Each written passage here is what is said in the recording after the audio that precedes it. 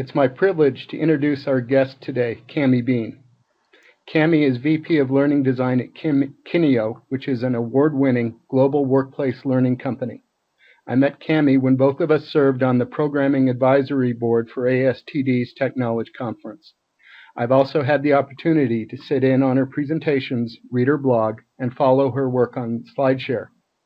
During her time with us, Cammy will address the following topics. She'll talk about how she got into the field and the job she holds today. She'll demonstrate the relationship among e-learning performance requirements, prototypes, and finished coursework at Kineo.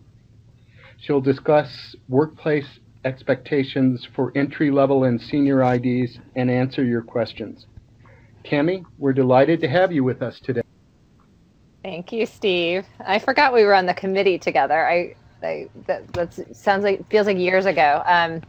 Yes, it's really, it was years ago. I guess it was. That's the thing. So it's a delight and a privilege to be able to speak with you and hopefully have a conversation with you. Steve mentioned some of the things that we want to talk about, but I'm really open to having a conversation today. So if you guys have questions, if you want me to dig deeper into something, I could talk for hours about this. And it's always exciting to be with a group of passionate people who are taking their practice. I mean, you guys have made a choice. You're in school, you're learning about this, and to really, answer your questions and help you be the best you that you can be in this field. So I'm happy to deviate, and I'm sure I will unintentionally because that's just my nature. So I do have a little presentation developed here today that I whipped up with Steve yesterday, and we'll kind of go from there. So, all right, so first I'm just going to tell you how I got into the field of e-learning, and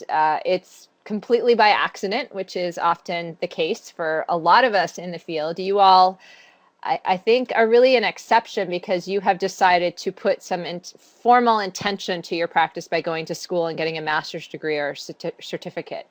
I am totally accidental here. I started my career, I have a degree in English and German studies. So I had visions of becoming a high school English teacher, a college professor, writing books. And I got out of college and I moved to Boston area in the early 1990s, and the economy was stinky and there weren't a lot of jobs and it was really hard to find work. And I eventually found work at a company that was doing consulting to Fortune 500 companies around work and family life issues. So we were one of the early work family, it was actually called Work Family Directions, and I got a job there. I was really passionate about being part of this amazing company, this amazing organization.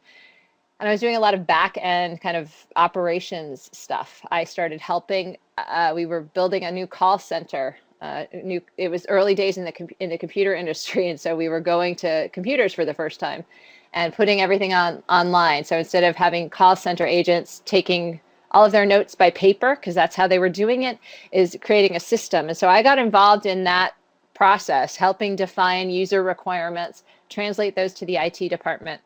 And that sort of morphed into, hey, Cammy's really good at this and she understands that. And do you want to help deliver some of the training around it? And so suddenly I became a classroom trainer at this organization, and I had the energy. I had a little bit of, I could stand up and talk in front of people. I knew the system. I could communicate clearly.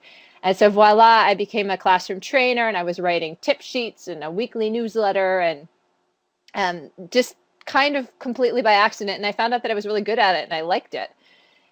And then I met somebody through a friend of a friend, who was working at a multimedia company in Massachusetts, and that's what they called themselves. It was like a multimedia production company, and it sounded really sexy. They went out and they did video shoots, and it was all software training and creating CD-ROMs for organizations to help them teach their employees how to do their bank teller software system or how to change a tire. I mean, whatever it was. So this is the early days of, it was like 96 when I got the job there. It was called VIS Corporation. And we did CBTs. And during the time that I was there, I was there for about 5 years. I first heard the term instructional designer. It was actually on my business card. I'd never heard of it before. I did not know that there was a discipline behind it, that people went to grad school in it. I did not know that there were books and I did not know there was a field of study about this. I kind of thought we were just all figuring it out as we went along. And over time, as I had been there longer, it sort of dawned on me, oh, there's there's this burgeoning educational technology field. And there, I was in Massachusetts, and there were people, we hired a couple of people who'd gone to the Harvard program in ed tech. And, slowly my idea of what this field was started to expand and change and grow. I then went off, the company kind of tanked in the dot-com boom. And I went off and I got a degree. I got a certificate in muscular therapy. So I was following my hippie healer roots. And I worked part-time, still consulting in the e-learning space. And I went to massage school, and I actually taught at the massage school for a couple of years. And I was a practicing massage therapist. I started having kids, realized that we weren't going to be able to support our family on that kind of an income. So I went back and I found a full-time job again. This is after probably 5 years of doing this kind of ad hoc thing. And so I found another little boutique kind of e-learning company here in Massachusetts, and I started working full-time again for them.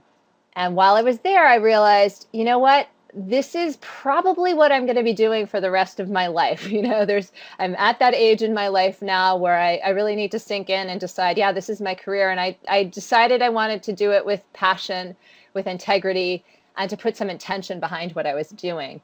And at the same time, blogging had started, and there was this burgeoning community of e-learning people out on the internet talking and sharing and connecting.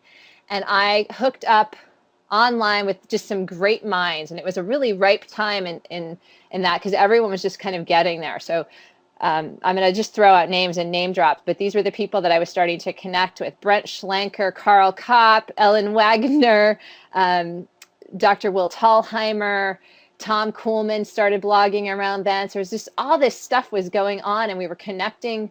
And I started realizing that I wanted to have more intention behind my practice. And so at the same time, I started reading a ton of books. That's when I first heard of who Ruth Clark was, E-Learning and the Science of Instruction, Michael Allen. I just started gobbling up all these books, connecting with people. I went to my first e-learning guild conference around that time, and I sat at the feet of Dr. Clark Quinn, and it was just so exciting.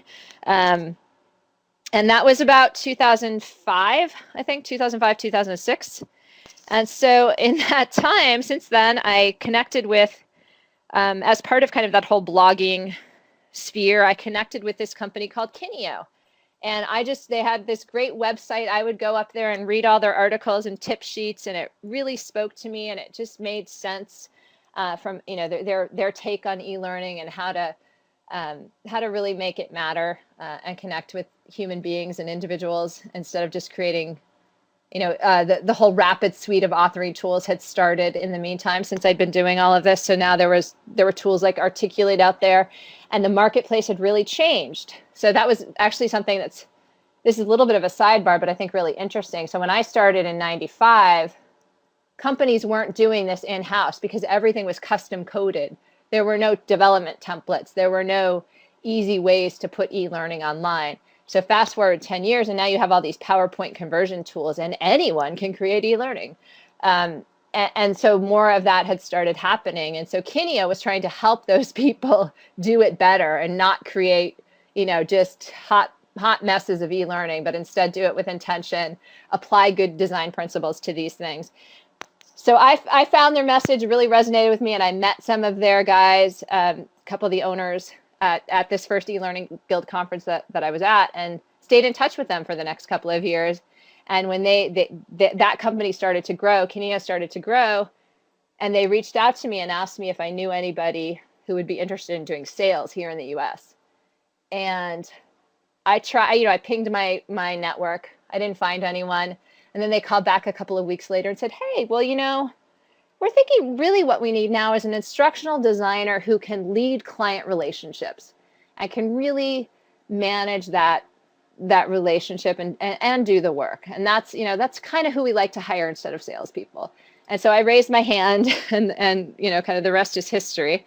I've been with Kineo now for almost 5 years. It'll be 5 years in a month or two in May. And we started, Steve Lowenthal, who's our CEO in Chicago, our US CEO, and I started the US operation in May of 2009. And Now we're 5 years into it, and Kineo globally, just to tell you who we are in the big market. And is this interesting, guys? If you want me to keep going and tell you I could kind of talk about what the marketplace is like a little bit, and some of what we found as Kineo UK was starting to look at Kineo US. Would that be interesting? Do you want to raise your hands if you want to keep me going on this path? Raise your little flags.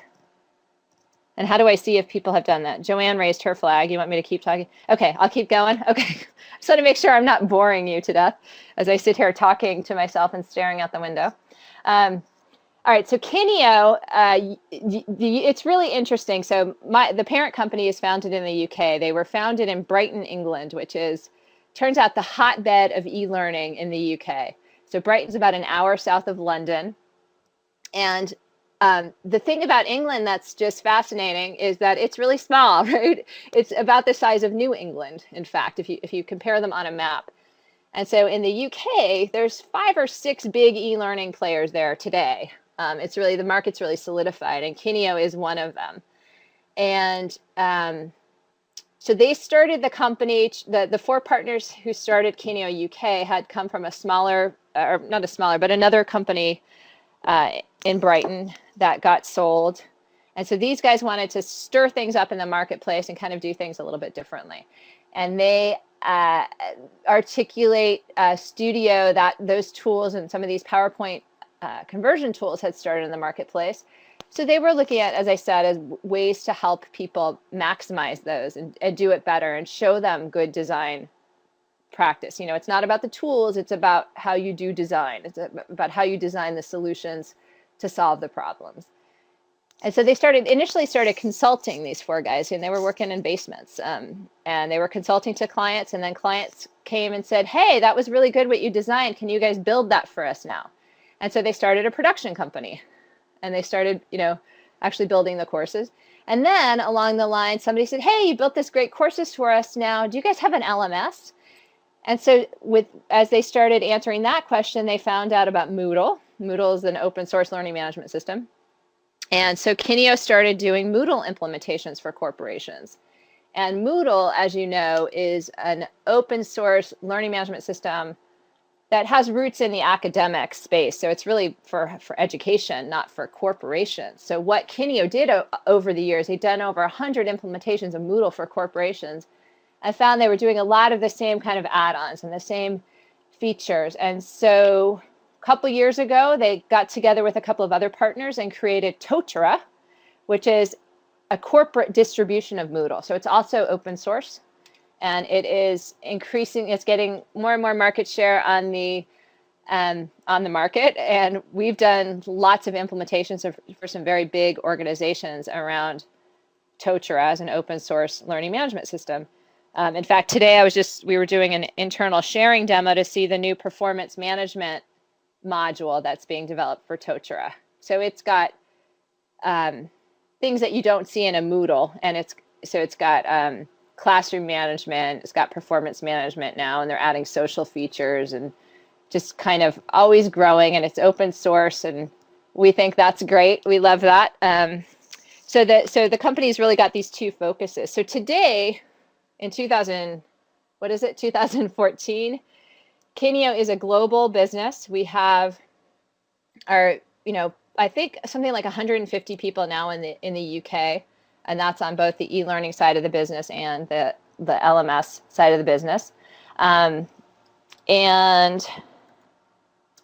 I'm just typing into chat. It's Totara. Totara actually means it's a New Zealand hardwood tree.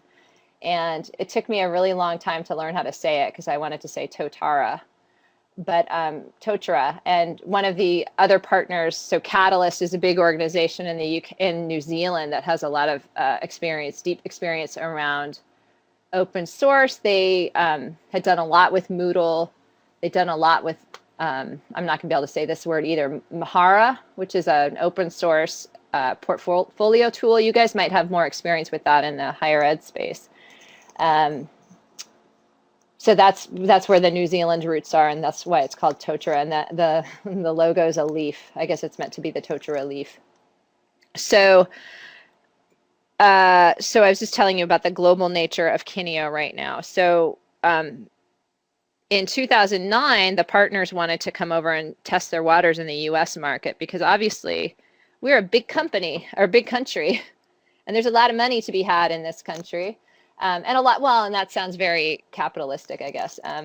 There's a lot of performance improvement to be to be happening in the US. There's a lot of opportunity for training companies here, and for those who are looking to really consult in a better way to large global organizations. And so Kineo UK came over here, and that meant hiring myself and Steve. And so for the first couple of years, we were kind of it here for Kineo US, and we were having the UK production team do a lot of our work. So Steve was mostly sales, and I was more on the design side. And in the meantime, I started speaking at a lot of conferences. So in 2009, I spoke at DevLearn, which is an e-learning guild conference. And that was the first time I'd ever spoken at a conference. And I think I've spoken at every DevLearn conference since then, probably every TK since then. I mean, it's become, for us as an organization, speaking is a really good way to create brand identity and market the company in many ways. I also am really good at it, and I love it. So for me, it's a lot of fun. It's one of the best parts of my job. And through that, I've created, that's how I know Steve now all these years later. So that's definitely a part of my story. And it's not going to be a part of everybody's story, but it's a piece of who I am for sure. And I love this bit. I love talking to people like you and finding out what's really happening in the market and in the world and what people are really struggling with on a day-to-day basis. So I have done a workshop for the last 3 years at Learning Solutions. I'm doing it in a couple of weeks, and that's a conference that the e-learning guild puts on in Orlando. And it's called the Accidental Instructional Designer. And I really gear it towards entry-level practitioners who are just kind of getting started, who got here by accident, very much like my story.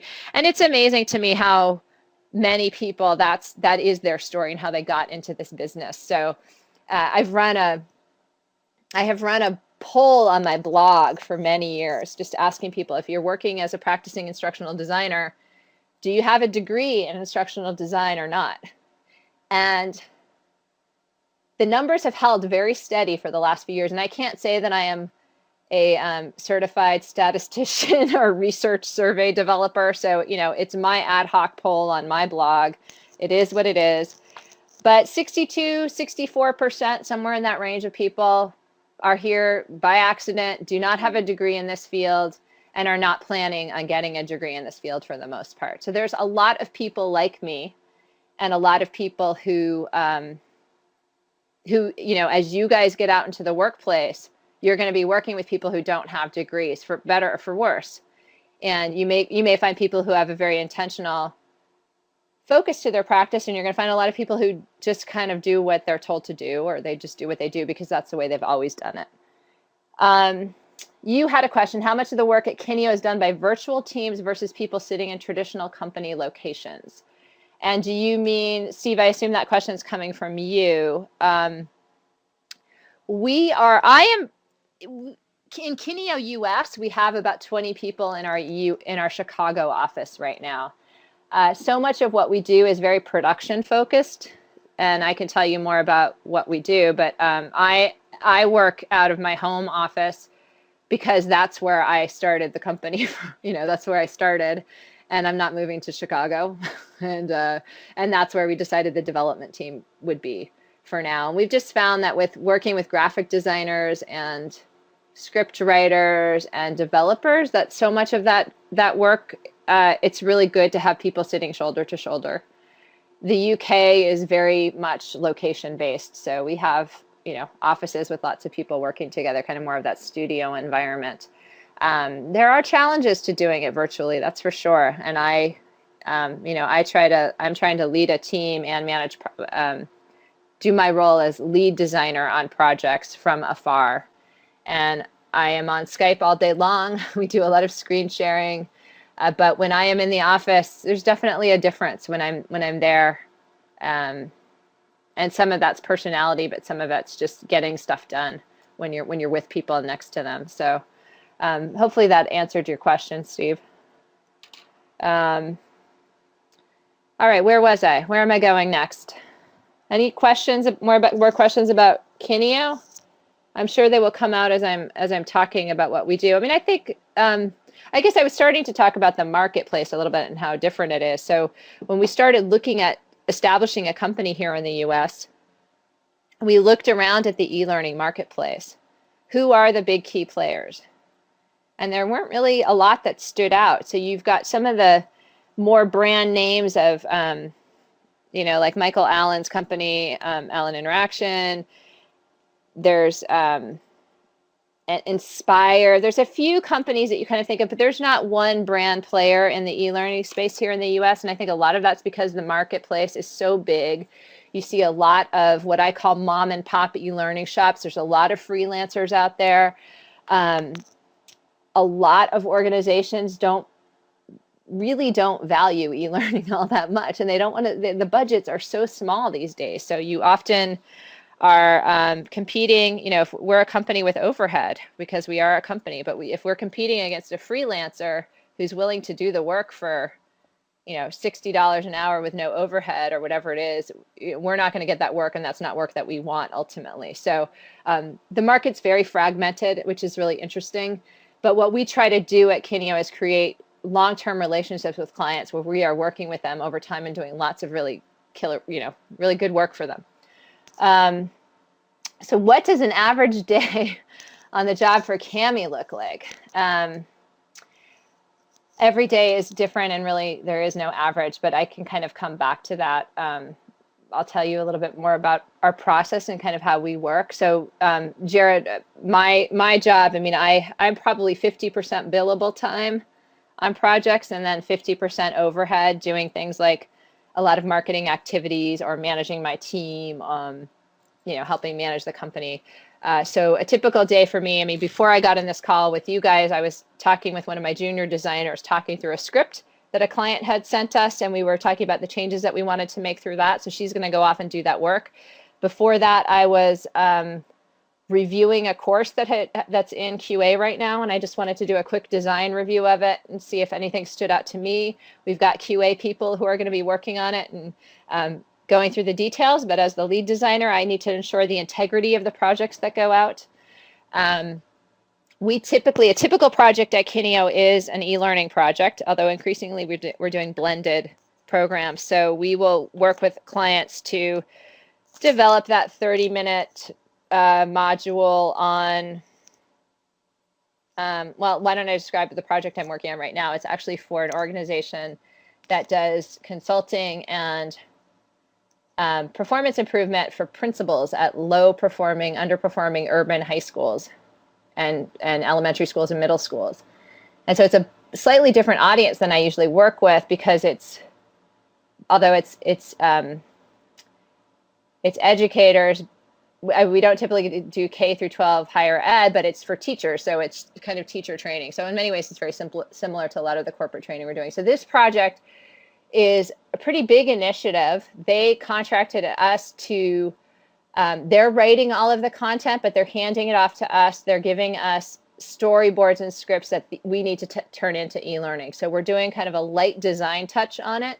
So I sit down with the client and I talk through their design and their storyboards. We make edits to those. We fine-tune exercises and learning activities. And then we hand that off to our graphics and our development team.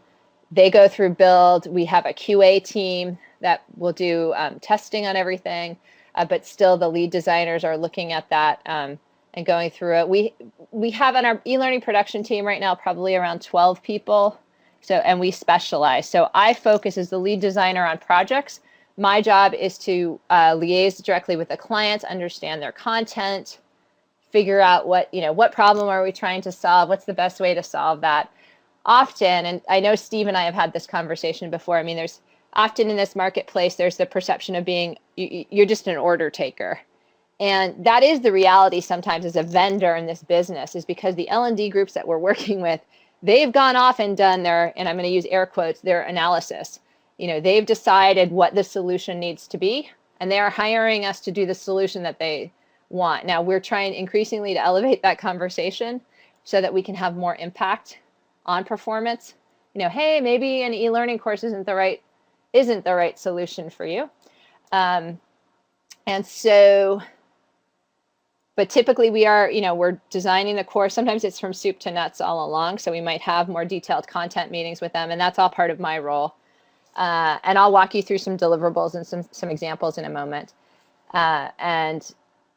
And then we create that final output. We're also doing some more blended stuff these days too. So we're creating instructor-led materials, facilitator guides, and virtual VILT, VC, whatever you want to call it, online classroom, kind of what you guys do here at Boise, it sounds like. Tiffany, I'm going to come back to your question a little bit later as we go through this, as that is an important question. So I did want to show you a little bit about our process. And I've alluded to this in some way. So when we're starting a project, we show a client this kind of a chart. And it's kind of your fairly typical ADDIE model, for better or for worse, but we try to modify it as much as we can as we go along. So in the purple phase, that's all that initial setup, project setup. That's getting all the contracts and the POs in place, making sure we know who's going to pay us and when they're going to pay us, and that we have a clear scope of work and a project plan in place. We do have dedicated project managers, and I have worked at companies, actually up until the time I came to Kineo, I never had a project manager. I was my own project manager, and that's typically the expectation for a lot of companies, right? Is that e-learning person, that instructional designer is going to wear a lot of hats at most companies. And Steve and I have had this conversation. Our dear friend, Dr. Ellen Wagner, turned me on to this idea. I call it e-learning pie, that to really operate in a fully functional way in this business, you need to be versant in 4 key areas. One is you need to understand learning and pedagogy. You need to understand why, how people learn and how we're going to apply that in an online setting. Secondly, is really critical to e-learning is that creative piece. And that's being able to write a kick-ass storyboard, telling a really good story, coming up with a creative visual design treatment to it. And I don't do all of that myself. I hire people who are good graphics people. I hire people who can make the visual sing for it. So there's the creative piece. The third piece is understanding the technology. That's a huge part of e-learning. It's why there's the E there. So there's SCORM and Experience API and Tin Can and LMSs and QA and testing and using the authoring tools and variable, there's so much on the technology side. And then the fourth piece, and I think the most ignored, is the business side of all of this, right? So it's why are we doing this in the first place? How are we supporting the needs of the business? A, and then 2, it's running your project like a business. And on the vendor side, we're very aware of that because time is money and money is time, and we have to pay people. So if our clients aren't paying us, it's not soft money when you're working in an internal department at an organization and you're building e-learning. It's sort of soft money. Projects kind of go and run away and fall off the planet because senior stakeholders have changed, whatnot. But when you work at the vendor, it's all the money's hard and real, right? So we don't get paid, we can't make our payroll, kind of a thing. So it's a very different dynamic in an internal organization versus an external organization. So back to the process, back to this chart. So we've got, and that was just all to talk about how we get to specialize on the vendor side of the house. I get to specialize on the things that I am good at, which tends to be more the creative piece and the learning and pedagogy piece, which I've picked up over the years, and increasingly the business side. I can speak the language of technology, but I'm not a technologist. I can't really tell you much about any of that. I kind of numb over and start going la la la la la and ask my technical developer to talk now. So we get to specialize on this side, but oftentimes in a lot of organizations, that e-learning person is expected to know all of that. And it's quite overwhelming. It really makes a call for having good partners, having a good network, having people who can help fill in your gaps. And even knowing that there are gaps. I think there's a lot of people who have no clue. Oh, there's a way to do instructional objectives, right? Or there's, learning in what? Pedagogy, what? There's a lot of people who just don't know that, who kind of get into this field by accident. So from our process standpoint, this will vary a little bit depending on who we're working with, how quickly we have to turn the project around. We often have unreal deadlines. People want a full instructor-led classroom webinar series and e-learning program, and they're rolling it out at the end of April. And it's May 5th. And that is a real project I am alluding to right now. I mean, it's very aggressive. And so sometimes you have to work within a lot of constraints, which could be time, it could be budget. And so, it's how can you get the best quality within those constraints? That's the project manager's nightmare, right? Or delight, depending on it. So when you get into a design phase, I've alluded to some of these along the way. We have typically a content workshop where we're diving into the content. I'll create a design document, which might look like a detailed scoping table. I'll show you some examples of that. Look and feel / prototype. So obviously there's a visual component to e-learning. So we've got an art director who will go in and do mocks. Do we always, Steve, I know you were really asking about this one. Do we do prototypes? I mean, the down and dirty secret is sometimes we do.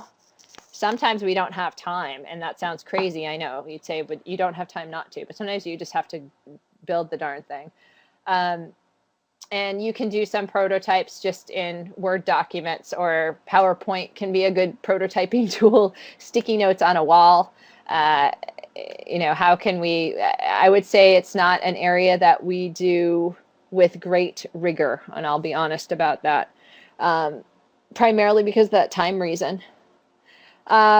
We have a design workshop, which is reviewing all of those deliverables up until then, and then we go in and we create a more detailed script, and then you go into your typical delivery cycle or development cycle, alpha, beta, final. So I'm going to assume that this process isn't foreign to all of you, and that you guys have seen something like this before.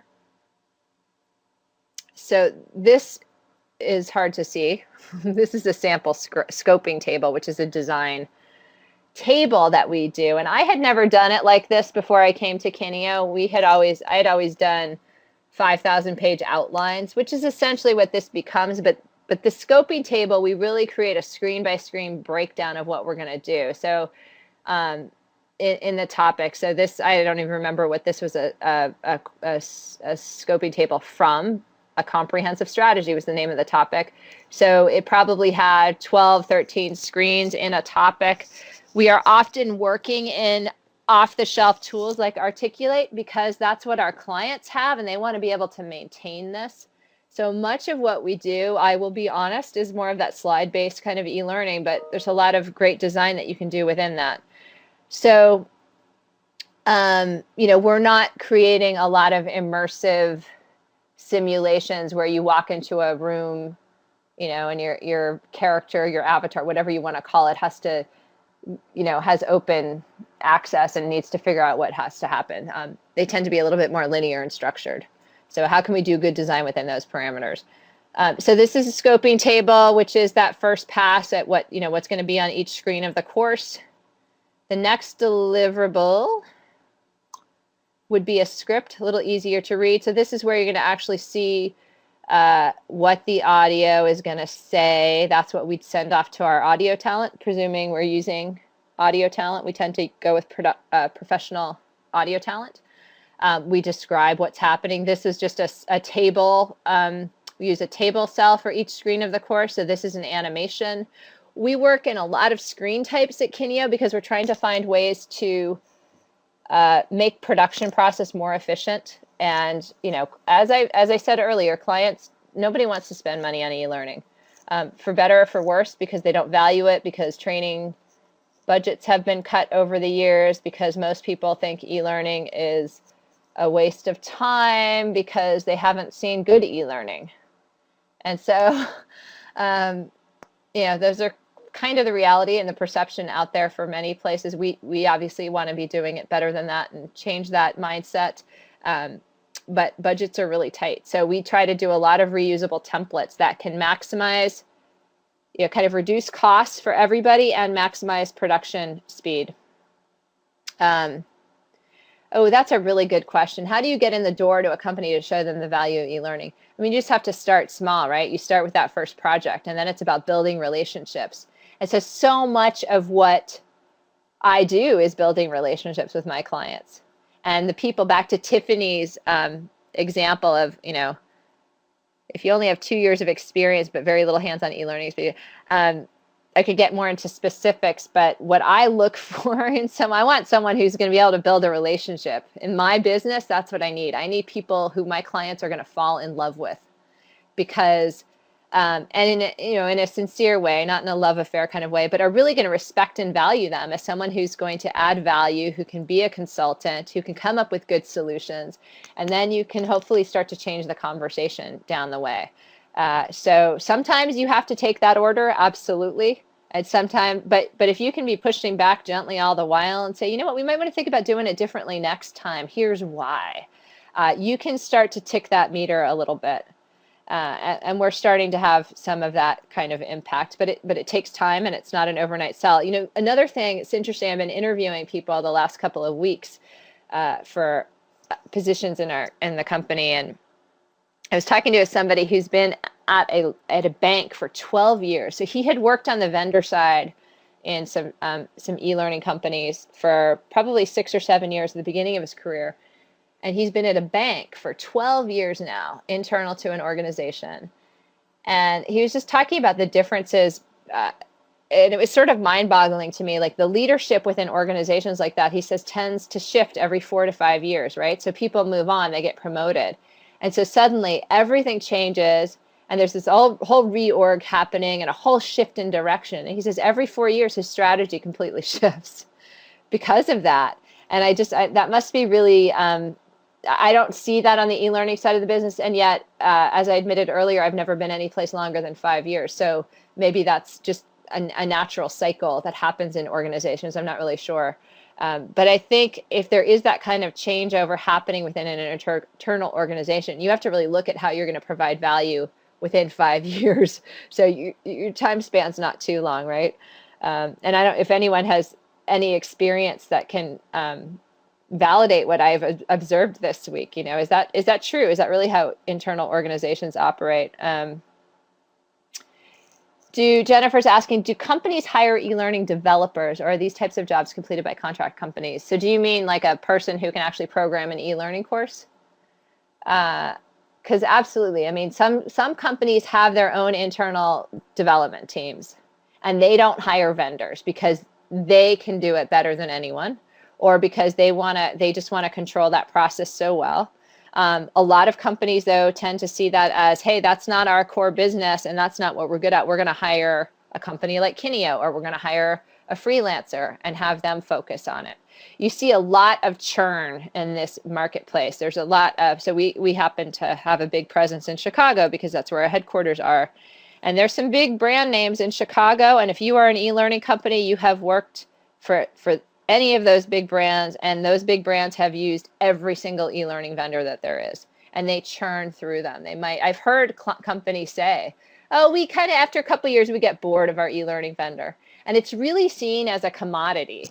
And so it kind of, at face value, Kineo is no different than any other e-learning company. So for us to stay alive and to stay competitive, back to Jared's question, we have to continue to show them our value and why we are not just a commodity. And that is about increasingly changing that conversation to more of a consulting, bigger picture role. How do we improve in performance? It's kind of the stuff that you guys talk about in your program. It's not just about delivering e-learning programs. It's about helping companies improve their bottom lines. And that's the kind of conversation that we have to have in order to stay relevant. What qualities do you look for during an interview that informs you that the candidate has excellent relationship building skills? I don't really know, actually. If you have any ideas, Joanne, because I feel like some of this is new territory for me. Steve just sent me, not your Steve, but my Steve, just sent me an article on how to interview for curiosity. How do you find out if someone's inherently curious? Because I think that's another critical mindset to have in our field. Are you a curious person? And one of the questions that this article asked was what have you taught yourself in the last 6 months? I thought that was a really good question. And then have the employee tell you, and I just skimmed this article actually right before this call started. I'm gonna paste the link right here, and you guys can read about it too. When I'm interviewing, what type of work samples do I ask for? I want to see samples of storyboards that you've written. I want to see that you can tell a story through an e-learning course. I would like to see maybe an example of a design document that you've created. I'm not as concerned with seeing work like an articulate course or a course that you have created, but I'd like to see a course that you were involved in the development or design of in some way. And then I'd like to know what your role was in that. So I did some face-to-face interviews last week, and actually the candidate who pulled out her portfolio right then and there, it was just her laptop. She opened it up and she said, "Hey, here's something that I did." And she walked me through her facilitator guide, and this was the webinar we did. And yeah, I know the graphics aren't great, but they wanted me to do the graphics, so I did that. But I could see in her work product that how she was thinking, how she could write, how she chunked things out, and that was really valuable. I want to know that it's your work. I don't want it to be, this is what our team put together. I want to have a sense that it was your work. What sort of reality checks do you do when people start describing their work with you? Some people want to claim things they didn't do. Are you talking about the interviewing process? I don't know. I'm not an interviewing expert. Yeah, I guess my point is, LinkedIn has made everyone an expert in everything. I've saved a company $10 zillion. Oh, yeah. I directed and managed, and I was single-handedly responsible for. And, the point is balderdash, but how do you get a sense for that while you're interviewing as to whether or not somebody's, representing their relationship to the project and their teammates in a way that's going to be a good fit at Kineo? Well, I think it's interesting. So there are a couple of things I was looking for last week when I was interviewing people. One is sort of, I've got to think on many levels. I've got to think about your work product and your output. So when I'm interviewing you, I want to know that you did the work, right? Mm-hmm. And you can ask questions to ascertain, like, so tell me about a project that you did. What's the most recent project? When was that? Oh, it was 2007. I mean, you could look at someone's resume and see that if the work product that they're submitting to me is from 2007, I'm wondering why they don't have anything more recent. So have you not been doing this work for a while? Are you a little bit rusty, maybe? In this job market, you definitely see people who are maybe trying to not necessarily maybe not a backwards move, almost like they just want a job, right? But I actually haven't written a storyboard in 10 years. And that's not what I need. I need someone who can write a storyboard. It's great that you can think about really high level L&D stuff.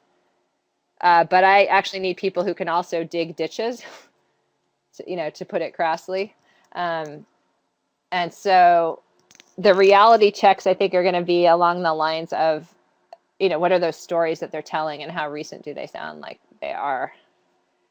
But I'm also looking at personality and fit. So at my company, our production team is pretty young. So we've got a lot of people under the age of 30. And so I need talented people who've got experience, who are going to be able to build rapport and bridges with that team. And that's hard to come up with a metric for. You kind of have a spidey sense. So, there's some people who you interview and you have a really good feeling about. And one person I met last week, I just felt like, and this is, I don't know, this is probably what they tell you not to do, right? In interviews, you need to be looking for competency and skills. that's a piece of it. But for me, a skill is that building of bridges. So I've got, in the design role, you need to be able to build bridges with my production team, but you also need to be able to build those bridges with my clients. And like I said earlier, make them fall in love with you. And that has to be done face to face. I have hired people not face to face, and it's been a mistake, because there are things that you pick up in those face to face meetings that you realize it's not quantifiable, though. There was just something. This is the science of interviewing people. This is the reality, people. But I could probably use a whole course on how to interview people. So any input you guys have would be great on this. What is my take on M learning? Is this something you look for when interviewing? Yeah, I mean, I want to know the big picture. I want to know that you have an idea of the big picture. I want to know that you're not just concerned with how to turn a PowerPoint into a nice slide deck, even if that's part of your job. I want someone who wants to understand what this industry is about, who knows what these terms are, who has an opinion on them, who maybe has some experience with it. Even if you've never built an M learning program, you kind of have an idea for how it could be applied. I feel like the scale is just starting to tip over, where people are really asking for mobile solutions in a more mainstream way, but it's just starting. So can you talk about the industry and trends and ways to meet performance needs in a wide enough way, I guess? That's important.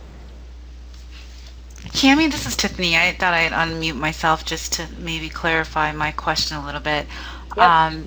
What I was asking, and thank you very much, you're definitely hitting on a lot of things, but I noticed, being a newcomer in the field and going on interviews and what have you, a lot of the people I interview with ask for the similar things, but they're more interested in the development.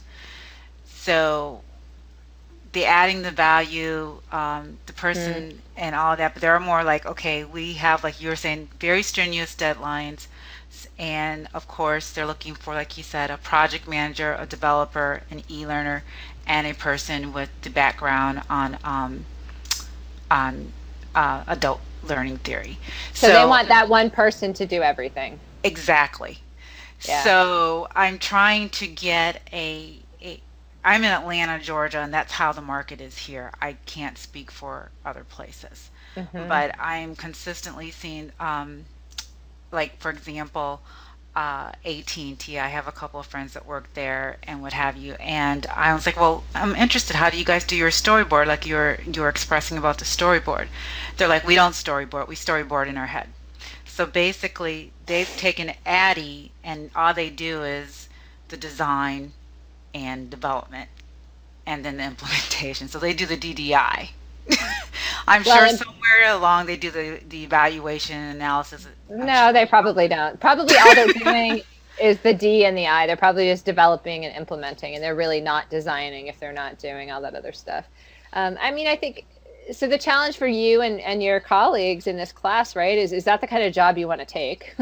Or are there just really no choices? So, you know, it's tough. How do you demonstrate capabilities in all those hats? And I think what you're going to find in a lot of those organizations, just what you described, is it's kind of like they're probably creating a lot of crap, to put, you know, just to be blunt.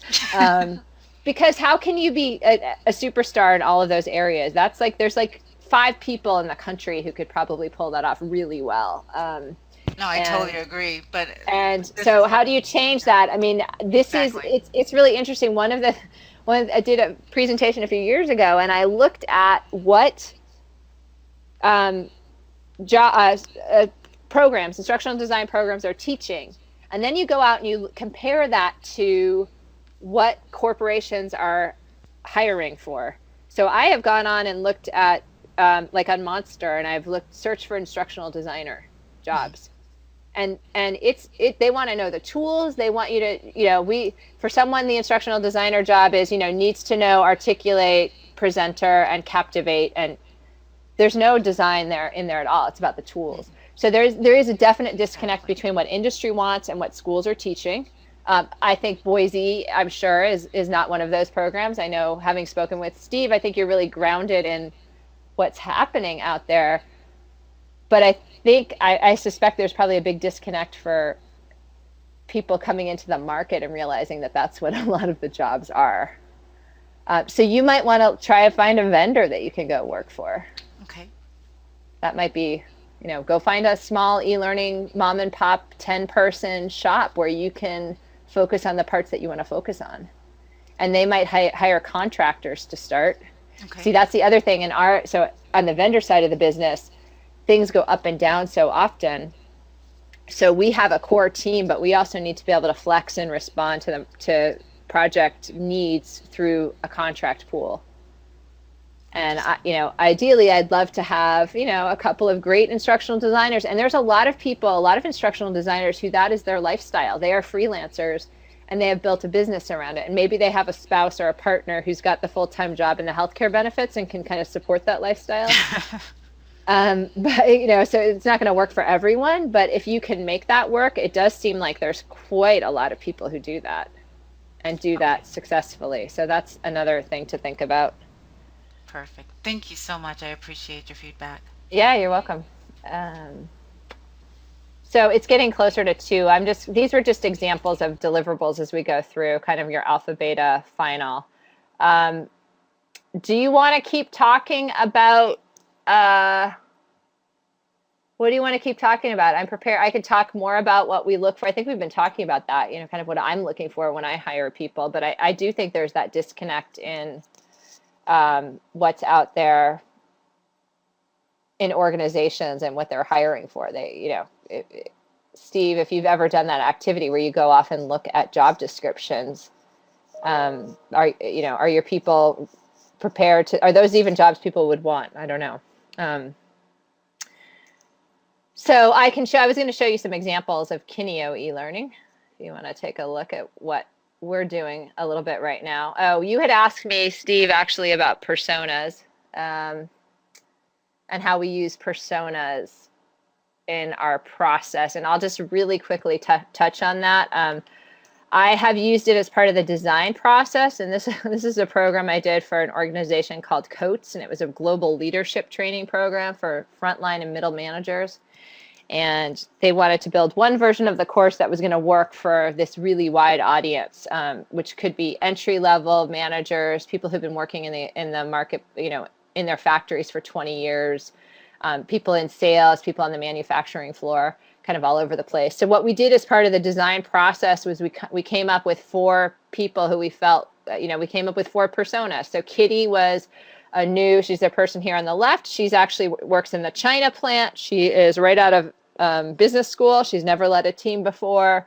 This is Metin. He's in Turkey. He's been doing this for 20 years. He's really resistant to change because the way we've been doing it's fine. It doesn't break, it's not broken. So we came up with these personas for each of these, and we actually ended up including them in the program itself. So we got to see things through their perspective. But as a design tool, it was really useful to us because we could ask along the way, what would Metin think of this exercise? Or what does Metin think of this content? Well, he's actually going to resist it. And so we try to target the content in different ways to meet these kind of typical employees. And we did vet them with the wider organization to make sure that these as personas, these kind of seem to fit some of their profiles. One of you were asking about mobile earlier. We've just started working in a new framework that we've created. It's another open source tool. It's called Adapt. And it is a open source HTML5 framework that's responsive. So as you resize screens, the content layout will change. You can tag content. So if it's a mobile device, you don't want certain things to appear because why would anyone do that on a mobile device? So you can really target the experience to the device a little bit more. This is something created in that, and it was just a reflective question. What are you going to stop, start, continue doing? This part of a broader thing. This is also created in that Adapt, but I've just pulled these from other presentations, so they're a little bit without context here, in spite of it saying context right on the screen.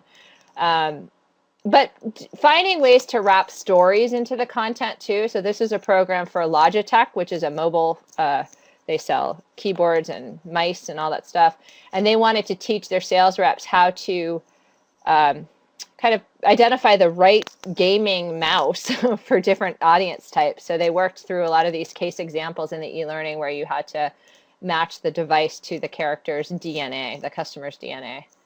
So finding ways to wrap stories into it. So a script writer and instructional designer needs to be able to think that creatively and come up with that kind of an approach.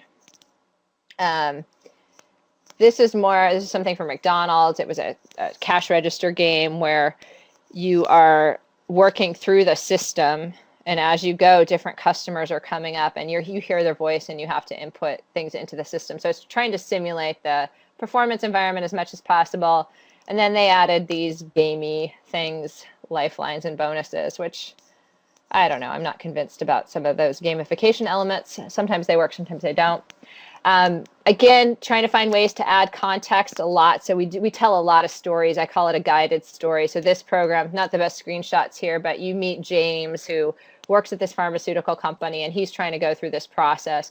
And along the way, you give him different decisions he has to make. You can explore different resources to help you answer the question and navigate the scenario successfully, and learn something along the way. This was something created in Storyline. We are doing a lot in Storyline these days. This is just an example of trying to embed kind of an action plan into the e-learning. This was something that was created in Lectora. And as you go through the program, you're filling out this form at key points. And at the end of it, you have this action plan, which is this is a marketing course. So at the end, you've identified all these customers that you're going to talk about, and you know what your goals are going to be. And you can have them print that out and walk away with something tangible that they can take out into the real world. So finding ways to take the learning beyond the event that is the e-learning experience.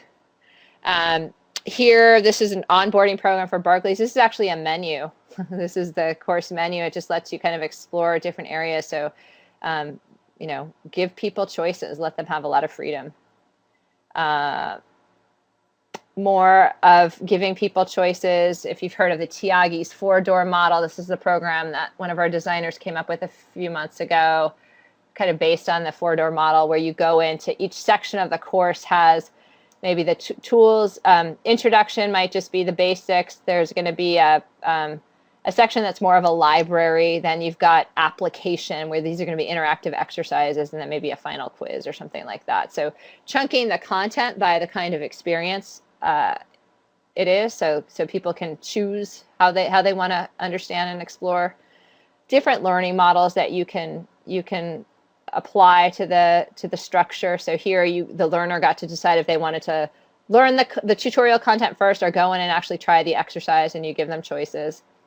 Really like to make sure that the e-learning that we are creating is connecting with human beings. So a lot of that's in the tone and how you write. Directing it to you, the learner. So much of boring training content is just really this disembodied, at the end of this program, you will have learned, just very robotic. And we want to keep the tone very human, provide ways to let them hear from other real human beings. That's very important. It could be your customers, your colleagues, other people who have the same kinds of challenges for you. Here we were going to talk about finding the right talent. I think we've talked about that, but happy to take any more questions. It is 2:00 here, where we're all over the country, so it's whatever time it is. It's the top of the hour. So if there are any questions, I'm happy to stay on for a little bit. Oh, I think we need to get to the book. Oh yeah, there's my book. I wrote a book called The Accidental Instructional Designer. It's going to the printers this week, I think. It's going to be out in May, just in time for ICE, which is the ASTD's International Conference and Expo. So that will be out in early May. It's got a lot of tips and strategies for the beginning instructional designer, but I think it's going to have some ideas for people who are more well-seasoned. So be sure to check that out. And I've got my contact infos all here. Oh, great. Some of you are going to be at Learning Solutions. Excellent. Make sure you introduce yourself. And feel free to reach out with any questions. I will do my best to get back. It's been, as Steve and I were talking earlier, it's been kind of an ADHD kind of a week or two. There's a lot going on. So if you do have questions, I'll get back to you as soon as I can. Cammy, thank you so much for sharing your expertise with us and your willingness to do this. Just delighted that we were able to make this happen. Great. Yeah. Anytime again, Steve. Thank you. All right. Look forward to hopefully seeing you soon. All right. Yeah, great. If you're at conferences and I'm there, please come introduce yourself and remind me how I would have known you. So. And at this point, I encourage everyone to click on your little flag to applaud our fantabulous presenter today. Thank you again, Cammy. Thank you. This concludes our webinar. Thank you. Goodbye, everybody.